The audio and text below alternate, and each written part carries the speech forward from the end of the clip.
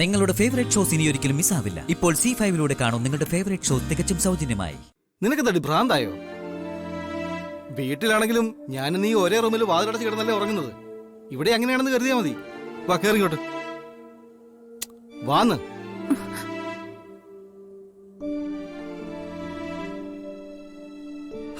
എന്താ കൊച്ചമ്മ ഈ നോക്കുന്നത്? ഓ, ഈ സൗകര്യങ്ങളൊന്നും അത്ര പോരായിരിക്കും. വീണ്ടും ഞാൻ പറയുവാ, ഇവിടെ റൂം എടുക്കണ്ടായിരുന്നു. എനിക്കെന്തോ ഒട്ടും കംഫർട്ടായിട്ട് തോന്നുന്നില്ല. എനിക്ക് പക്ഷെ ശരിക്കും കംഫർട്ടായിട്ടാ തോന്നുന്നത്. തിരക്കിൽ നിന്നൊക്കെ ഒറ്റപ്പെട്ട ഒരു സ്ഥലം, സകല ഉടായ്പകളും വന്ന് മുറി എടുക്കുന്ന ഒരു ലോഡ്ജ്, ഒറ്റയ്ക്കൊരു മുറി. ഇവിടെ ഞാനും നീയും മാത്രം. നിങ്ങൾ എന്താ ഉദ്ദേശിക്കുന്നത്? എനിക്ക് മനസ്സിലായില്ല. അല്ലെങ്കിൽ തന്നെ ഞാൻ പറയുന്ന എന്ത് കാര്യമാണ് നീ മനസ്സിലാക്കിയിട്ടുള്ളത്? അന്ന് ആ ഹോട്ടലില് നീ മയങ്ങിക്കിടന്ന ദിവസം ഇമ്മോറൽ ട്രാഫിക്കിന് പോലീസ് അറസ്റ്റ് ചെയ്തേനെന്ന് പറഞ്ഞിട്ട് നിനക്ക് മനസ്സിലായോ? ഇല്ലല്ലോ. നീ എന്റെ ഭാര്യയാണെന്ന് വരുത്തി തീർത്താൽ നിന്റെ ജീവിതവും എന്റെ ജീവിതവും രക്ഷപ്പെടും. അതിനുവേണ്ടിയാ ഞാൻ താലി കെട്ടിയെന്ന് പറഞ്ഞിട്ട് മനസ്സിലായോ? ഒരിക്കലും ഇല്ല. ഒരു പുരുഷൻ ഒരു പെണ്ണിനെ താലി കെട്ടുവാനും ഭാര്യയാക്കാനും ആഗ്രഹിക്കുന്നത് കാമം കൊണ്ടല്ല, അവളോടുള്ള ഇഷ്ടം കൊണ്ടും ബഹുമാനം കൊണ്ടുമാണെന്ന് എന്നെങ്കിലും നീ മനസ്സിലാക്കിയിട്ടുണ്ടോ? ഇല്ല. നിനക്കൊന്നും ഒരിക്കലും മനസ്സിലായിട്ടില്ല ആരതി. ഒന്നും ഒരിക്കലും മനസ്സിലാക്കാൻ നീ ശ്രമിച്ചിട്ടുമില്ല. പക്ഷെ ഇനി ചിലതൊക്കെ നീ മനസ്സിലാക്കും. അത് മനസ്സിലാക്കിയിട്ട് നിന്നെ ഈ മുറിയിൽ നിന്ന് പുറത്തു വിടും. അത് ഞാൻ തീരുമാനിച്ചു കഴിഞ്ഞതാണ്. നിങ്ങൾ എന്താ ഉദ്ദേശിക്കുന്നത്? ധൃതി വെക്കല്ലേ, ചേട്ടൻ എല്ലാം പറഞ്ഞുതരാം. ഒന്ന് സമാധാനപ്പെട്.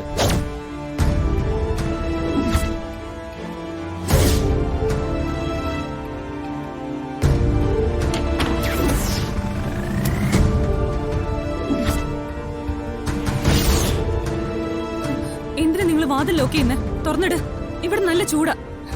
അയ്യോ, നമുക്കൊരു പ്രൈവസി ഒക്കെ വേണ്ടേ ഭാരതി? ചൂടിന് നമുക്ക് ഫാൻ ഇട്ടാ പോരെ? മാത്രമല്ല, ആരൊക്കെ വരികയും പോവുകയൊക്കെ ചെയ്യുന്ന ലോഡ്ജായത്. ആ താഴത്തെ പയ്യൻ തന്നെ വന്ന് എത്തി നോക്കിയ മോശമല്ലേ നമുക്ക്? എന്ത് മോശം? നിങ്ങൾ ഇത് എന്തിനുള്ള പുറപ്പാടാ? സത്യം പറ, എന്താ നിങ്ങളുടെ ഉദ്ദേശം? കാലം കുറച്ചായില്ലേ നീ എന്നെ ഇങ്ങനെ പന്ത് കളിക്കാൻ തുടങ്ങിയിട്ട്. മാത്രമല്ല, എന്നെ പോലെ ഒരു കുരിശിനെ എല്ലാവരും കൂടി എടുത്ത് നിന്റെ തലയെ വെച്ച് തന്നേക്കുവാണെന്നല്ലേ നീ പറയുന്നത്? പക്ഷെ ശരിക്കുള്ള കുരിശ് ആരാ? നീ തന്നെ. ഇത്രയും കാലം നീ എന്റെ നേരെ നായാട്ട് നടത്തി. ഇവിടെ ഇപ്പോ എന്റെ ഊഴവാ. പൂച്ച എലിയെ ഇട്ട് തട്ടിക്കളിക്കുന്നത് പോലെ ഞാനിപ്പോ നിന്നെ ഇവിടെ ഇട്ട് തട്ടിക്കളിക്കാൻ പോവാ. ഇത്രയും നാൾ നീ ചെയ്തതിനൊക്കെ പ്രതികാരം ചെയ്യാൻ ഈശ്വരന്മാർ എനിക്കൊരു അവസരം തന്നതായത്. ഇപ്പൊ ഞാനത് ശരിയായിട്ട് ഉപയോഗിച്ചില്ലെങ്കിൽ നീ പോലും പറയും ഈ മുരളി വേറെ ഒരു മണ്ടനാണെന്ന്.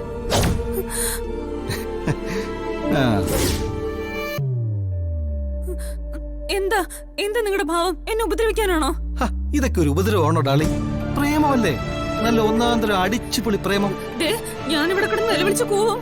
കൂവടി, സകല ശബ്ദം എടുത്ത് വിളിച്ചു കൂവ്. ആര് വരും നിന്നെ രക്ഷിക്കാനെന്ന് ഞാനൊന്ന് കാണട്ടെ. അടുത്ത് വരരുത്, അടുത്ത് വരരുതെന്നാ പറഞ്ഞ്. അങ്ങനെ പേടിച്ചാലോ ഡാർലിംഗ്? ഞാൻ നിന്റെ ഭർത്താവല്ലേ, എനിക്കില്ല ചില അവകാശങ്ങളും അധികാരങ്ങളും ഒക്കെ.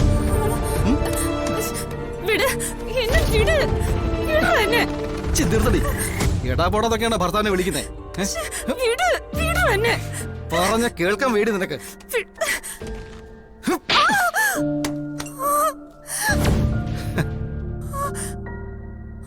ഇന്ന് തീർന്നു നിന്റെ അഹങ്കാരം. ഇന്ന് തീർക്കുന്നതിന് ഞാൻ.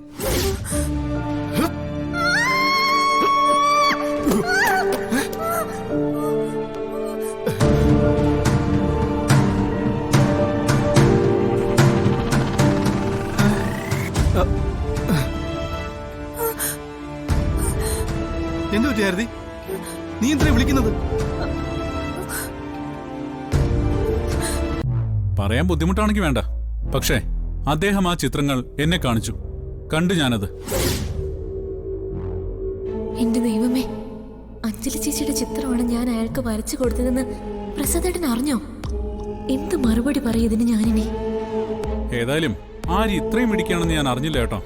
കൺഗ്രാറ്റുലേഷൻസ്.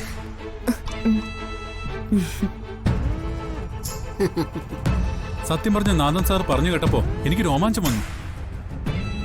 അങ്കിൾ എന്താ പറഞ്ഞത്? പറയാ മോനെ. അഞ്ജലി, ഇയാളും കേൾക്കണം.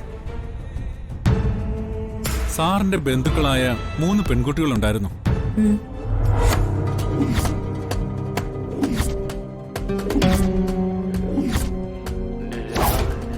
വളരെ ചെറുപ്പത്തിലെ അവരെ കാണാതായി.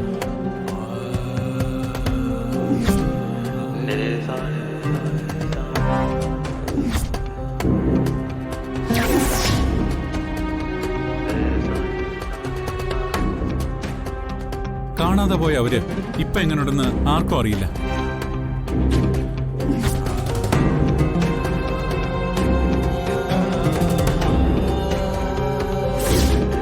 കണ്ടുപിടിക്കാൻ ഒരു വഴിയില്ലാതായപ്പോഴാ ഒരു പഴയ ഫോട്ടോ ആര്യ ഏൽപ്പിച്ചത്. അതിൽ അന്നത്തെ കുട്ടികളുടെ ഇന്നത്തെ രൂപം എങ്ങനെയാണോ അതുപോലെ പെർഫെക്റ്റായി ആര്യ അവരെ വരച്ചു കൊടുത്തു എന്നാ സാറ് പറഞ്ഞത്. ഇത്രയും അനുഗ്രഹീതയായ ഒരു ചിത്രകാരി വേറെ ഇല്ലെന്ന് ഒരു കോംപ്ലിമെന്റ് നാഥൻ സാർ പറഞ്ഞു. ആഹാ, മിടിക്കാണല്ലോ മോളെ നീ. കൺഗ്രാറ്റ്സ്. ആര്യ അന്ന് വരച്ചത് ഇങ്ങനെയുള്ള ചിത്രങ്ങളായിരുന്നു. അത് കണ്ടില്ല എന്ന് പറഞ്ഞാൽ നാണക്കേട്. അല്പം പൊക്കിയടിച്ചേക്കാം. അതെ അതെ, ആര്യയുടെ കഴിവുകൾ ഇനി നിങ്ങളൊക്കെ കാണാൻ പോകുന്നേ ഉള്ളൂ. ഓ, എന്ത് കാണാനാ? ഇതുവരെ ആരുടെയെങ്കിലും ഒരു ചിത്രം ആര്യമോള് വരയ്ക്കുന്നത് ഞാൻ കണ്ടിട്ടില്ല.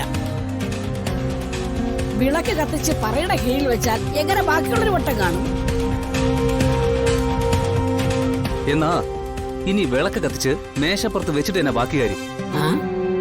നിങ്ങൾ ആര് വേണമെങ്കിലും ഏത് ചിത്രം വേണമെങ്കിലും മനസ്സിൽ വിചാരിച്ചോ, ആര്യ അത് വരച്ചു തരും. അത് ഉറപ്പാ. ഞാനൊരു മങ്കിയെ വിചാരിക്കാം, അത് വരച്ചു തരാമോ? അതിനെന്തിനാടാ പ്രത്യേകം കുരങ്ങനെ വരയ്ക്കുന്നേ? നീ കണ്ണാടി പോയി നോക്കിയാ പോരെ, കാണാലോ. മങ്കി ഞാനല്ല, ഹരിയങ്കളാ, ഒറാങ്ങൂട്ടൻ. ആ, അത് നല്ലൊരു ഐഡിയ ആണല്ലോ. അങ്ങനെയാണെങ്കിലേ ഈ അസുലഭ അവസരം പാഴാക്കാതെ നിങ്ങളങ്ങ് വിവരിച്ചു കൊടുത്താൽ മതി. ഏത് ചിത്രവും ആര്യ വരയ്ക്കും. ആർക്കാരുടെ പടം വരയ്ക്കണമെന്ന് ആദ്യം പറയാം.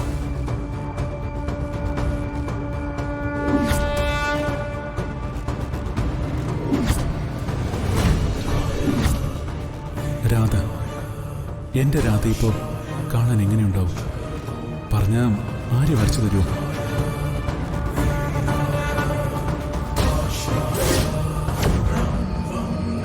വലിയ ആരെ വരയ്ക്കാനാ പറയുന്നേ? എന്റെ മനസ്സിലുള്ളൊരു രൂപ കണ്ടിട്ട് ഒരുപാട് നാളുകളായി. ആ കുട്ടി എങ്ങനെയുണ്ടാവും ഇപ്പോ എന്ന് വരച്ചു തരാൻ പറ്റുമോ? കൃത്യമായിട്ട് അങ്ങ് പറഞ്ഞു കൊടുത്താ ആരുടെ ആയാലും പടം ആര്യ വരയ്ക്കും.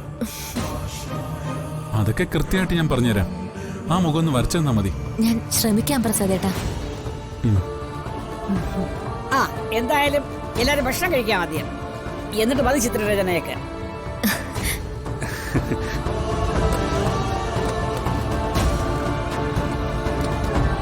ഡൗൺലോഡ് ചെയ്യൂ C5 ആപ്പ്. കാണൂ എല്ലാ എപ്പിസോഡുകളും സൗജന്യമായി.